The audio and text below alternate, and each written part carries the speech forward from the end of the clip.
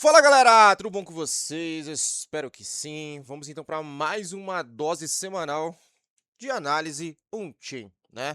Hoje acredito eu que vai ser um vídeo mais rápido, mais um vídeo de atualização, né? Até porque no início da semana passada a gente estava com alguns gatilhos de reversão, né? De possivelmente a gente entrar aí, né? Com um sentimento diferente na semana. Porém, tivemos aí, primeiro, todo o FUD, né? Envolvendo mais uma vez a MicroStrategy, que acabou trazendo aí, né? Mais um downdraw aí para o preço do ativo, né, do Bitcoin, e depois aí, né, a reunião ali do Fed ali com o novo presidente do Fed ali, e possivelmente ali as expectativas para um possível aumento na taxa de juros, né, dos Estados Unidos estão crescendo, né? A última vez que eu olhei já estava em 40%. Então isso a gente sabe que para os mercados de risco, principalmente aí quando a gente fala Bitcoin, horrível, né?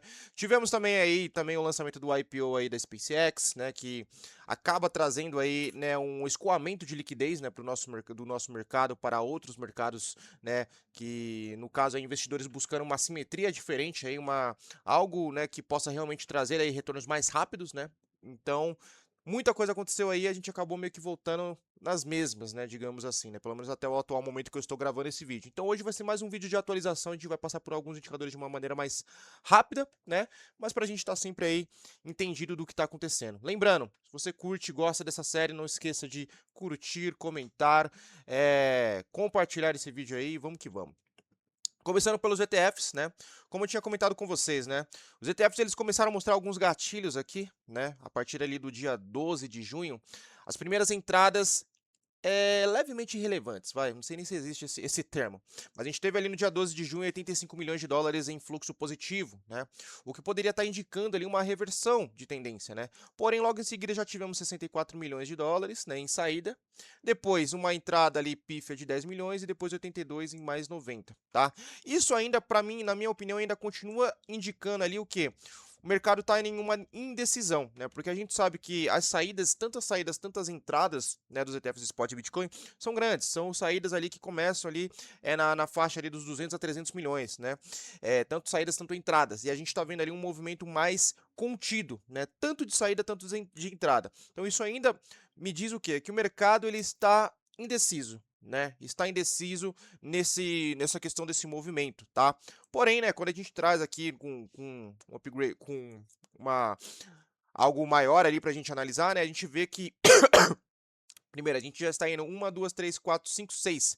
6 semanas consecutivas, né, quando a gente traz com um time frame maior para analisar, né, de saída, tá? Mas, quando a gente analisa aqui as saídas, a gente começa a ver que realmente a gente está tendo um declínio nessas saídas, o que, novamente, pode indicar, né, uma reversão. A gente teve ali na semana do dia 5 de junho 1,7 bi em saídas, depois a gente já caiu bastante para a semana do dia 12, 315 milhões, e agora para essa última semana aqui 226 milhões, né? Então a gente está tendo aí, né, um declínio nessas saídas, o que é algo positivo, né? No mensal, não tá legal, né? A gente tá fechando aí, claro, a gente tem ainda 10 dias, né? Muita coisa pode acontecer, a gente sabe disso, mas até o momento 2,2 bilhões de dólares em saídas, tá? Então a gente precisa acompanhar esses movimentos aí de perto, tá? Mas eu acredito assim, pelo o semanal e o diário, parece que o pior em si já passou. Mesmo que a gente continue com saídas daqui para frente, pode ser que sejam saídas pequenas que não interfiram tanto assim, né, no que a gente tem visto no preço de tela. Quando a gente traz aqui para os ETFs de Ether, né, eles seguem aí o mesmo padrão dos ETFs de Bitcoin, nada de novo, né, mais um mês aí no negativo, né, semanal também ali seguindo ali para o fluxo negativo, mas também diminuindo, né, a gente percebe isso, né. ETFs de Solana estão indo meio que na contramão do mercado, tá? A gente teve uma saída pesada ali no dia 11 de junho com 4,3 milhões, né? Depois já tivemos uma recuperação. E no mensal, por mais que a gente esteja no negativo, não é algo tão grande, né? Então a gente ainda com esses 10 dias podemos sim recuperar. E o interessante dos ETFs de Solana é que desde outubro ali, né, quando foi o lançamento deles, eles fizeram aí todos os meses com fluxo positivo, tá? Então precisamos ficar de olho nessa situação também. E os ETFs de hype são os únicos que seguem na contramão do mercado no mensal, tá? Até então com entradas aí de 50 milhões. Bem abaixo ali de maio, né? Até porque mês ruim, né? Mês complicado, mês onde a gente teve o Bitcoin renovando suas mínimas, mas seguem no positivo. Quando a gente traz para o Liquidation Heatmap aqui, né, os principais níveis de concentração de liquidez, a gente percebe que o Bitcoin nessa última queda fez mais um movimento ali que acabou trazendo algumas posições liquidadas, mas no acumulado a gente vê aqui no time frame de 3 meses, tá? A gente vê aqui que primeiro, a gente tem continua com uma discrepância muito grande de posições em shorts para long, são 120 bilhões de dólares em shorts contra 27 bilhões de dólares em posições em long, e as concentrações relevantes mesmo, quando a gente fala de posições em long, continua naquela casa dos 58 mil dólares, tá? 58 mil dólares a gente tem ali realmente posições relevantes. Daqui para frente a gente tem um vácuo de liquidez, tá? O que não é tão positivo assim, e aí ele, a partir dos 68 a 69 mil dólares começa a aparecer liquidez, concentração de liquidez interessante, tá? Então nada que mudou muito aqui, né? Algo interessante que aconteceu, né, e eu comentei isso na live da Research da semana passada, foi que a gente teve o primeiro gatilho de short squeeze ali no dia 15 de junho, tá? A gente vinha ali com uma sequência muito grande, né, de movimentos de long squeeze, né, sempre acontecendo, né? A gente viu isso acontecendo também no passado, ali em meados de abril, ali com o movimento short squeeze, é o que eu sempre falo, o mercado nunca fica tanto tempo liquidando só uma, né, só um sentido, né? Ele tende a reverter. A gente vê o primeiro gatilho ali de reversão no dia 15 de junho, tá? Aqui, quando a gente pega aqui a demanda de futuros e a demanda de spot, também não tivemos muita mudança, né? Desde ali do fundo do mercado, né? A gente continua vendo uma demanda negativa, tanto em spot, tanto em derivativos, porém a gente percebe que a gente vai vendo um downgrade nisso daqui, né? Já tem diminuído um pouco a pressão, bem pouco, mas tem diminuído. E é isso que a gente precisa ver daqui para frente. E aqui que a gente precisa ver aqui também, né? Quando a gente pega o Realized Profit and the Loss, tá? A gente teve ali o gatilho no dia 5 de junho, né, que foi também uma liquidação em massa ali de posições de realização de prejuízo, e agora a gente tem visto aí, né, uma diminuição nessa realização de prejuízos, e é isso que a gente precisa continuar vendo para que o mercado ali, né, possa respirar. A gente viu isso tanto né, no caso o gráfico em BTC, tanto o gráfico em USD, né? E um ponto interessante também é que o RSI de 14 aqui, um indicador que eu sempre trago para vocês, se mostrou mais uma vez efetivo, tá? Todas as vezes que ele vem aqui em nível de sobrevenda, né? No caso aqui, caindo abaixo desse desvio padrão aqui, desse primeiro desvio padrão em 30 aqui, né? Basicamente, acendeu a bolinha verde aqui, é um excelente momento para vocês posicionar no seu DCA, tá?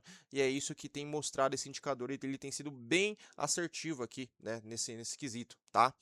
E aí a gente vem trabalhando aqui as principais zonas, né, de concentração aqui, os principais suportes e resistência, né? Ponto interessante é que com essa leve recuperação a gente conseguiu ali romper brevemente ali o primeiro desvio padrão do short term holders e seguimos um pouco levemente acima dele, tá? Que seria, né, a primeira zona interessante, né? Agora a gente tem lá em cima lá o preço médio do short term holder que está em 71 mil dólares. Estamos bem longe disso, né? Mas seria a nossa próxima resistência relevante para que a gente possa buscar, né? E aqui a gente vê que o preço mais uma vez respeitou o quê? Esse primeiro desvio padrão aqui do True Remain, né? Que é o preço médio dos investidores ativos. Um desvio padrão que ele é muito importante, ele é sempre ali, né, tocado ou rompido, né, nos fundos de mercado. Isso aconteceu em 2022, a gente teve um rompimento, no Corona Crash a gente teve um toque, em dezembro de 2018 a gente teve um rompimento, né, e assim vai. E a gente já teve 2 toques praticamente, ali no dia 6 de fevereiro, quando até então tinha sido o primeiro fundo, né, e depois quando a gente renovou o fundo no dia 6 de junho, tá? Então tem sido uma zona de suporte muito importante e tem se segurado bem até o momento, tá? E aí, quando a gente traz aqui para o mercado, outra zona de suporte que casa basicamente com esse desvio padrão do True é a média móvel de 200 semanas. Ela é extremamente importante e a gente teve mais um toque ali, né, com essa recente queda ali entre meados do dia 18 de junho e dia 20 de junho, tá? Mais uma queda, respeitamos e conseguimos ali, né, sair levemente acima, tá? E precisamos respeitar essa média de 200 dias, de 200 semanas, porque olha o histórico dos nossos ciclos, né? Todos os fundos de mercado a gente teve ou toques na média móvel de 200 semanas, como vocês podem ver, ó, exemplo de o ciclo de 2018, né? Ali o Corona Crash, a gente teve um leve rompimento. Aqui em 22 a gente teve um rompimento, até porque a gente teve 2 cisnes negros nesse ciclo, né? Nesse bear market, que foi o crash da Terra Luna e o crash da FTX, né?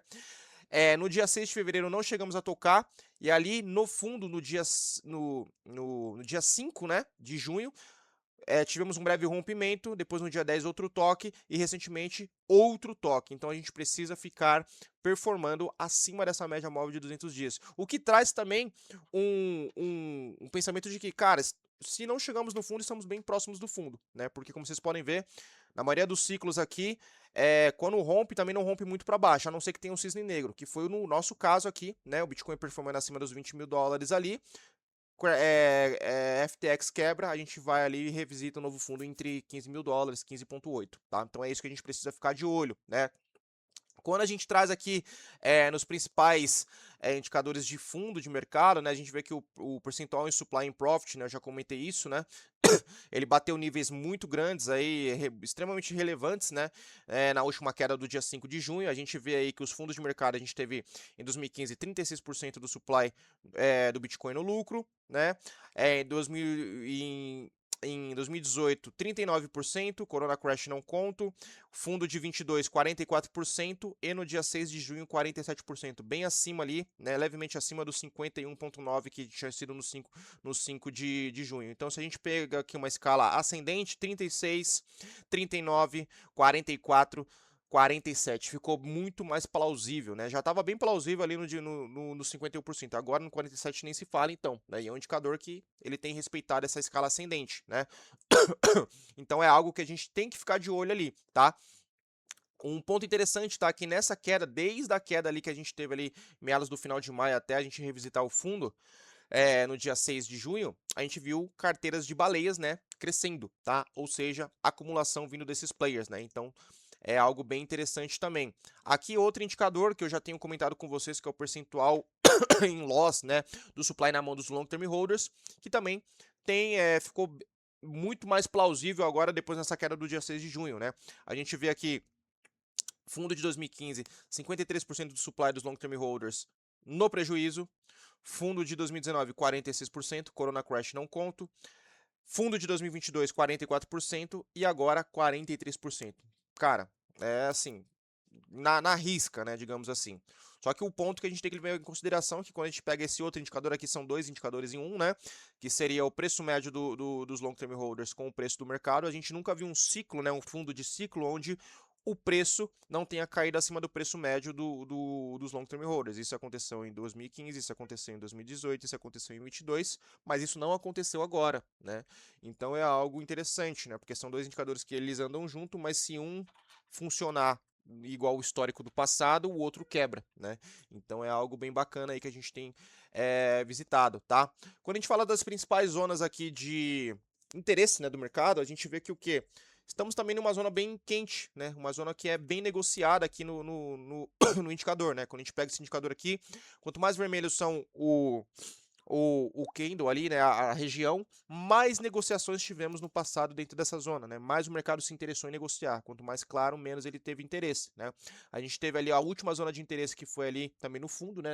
Em meados ali dos $60.000, e agora estamos também numa zona de grande de interesse em negociação. Quando a gente traz aqui o RPD, eu acho que isso fica até mais claro, né? A gente viu grandes posições em vermelhos aqui, que são posições de investidores de curto prazo, né? Sendo criadas, né? Com essa queda, $63.000, $62.000, $61.000, a gente teve aqui $60.000 e até brevemente posições ali nos $59.000, tá?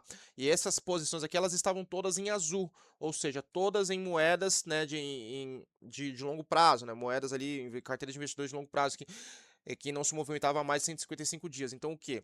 Nessa queda, tá? Houve sim uma acumulação, tá? Então a gente precisa entender isso, né? Os players estão acumulando nessa queda e aproveitando. E é o que eu sempre falo, não tente cravar o fundo, não tente ficar indo nessa onda desses influencers que falam que agora é 50k, agora é 40k. Não, faça o seu DCA, porque pode ser que a gente nunca mais revisite essas zonas de preço no qual o Bitcoin está hoje, tá? Aqui a gente vê que os long term holders seguem acumulando, né, em torno de $24 bilhões aí em acumulação ali, né, no coisa.